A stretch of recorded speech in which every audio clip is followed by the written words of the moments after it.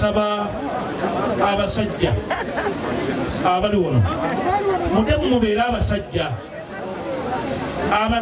abatambula nga bambadde empale enganzi naye nga busajjasajja bwebwe obusiga akawuka olowooza nti wali naye nga takola ki buzunga buzunzi mukole musimbe mumanyi kati Kitobe yalagira ku lwanyinimu tufune ssente kubiriza abavubuka mwena gye muli mubeere basaale okutangira akawuka okusaasaana mwekebeze abasangiddwa n'akawuka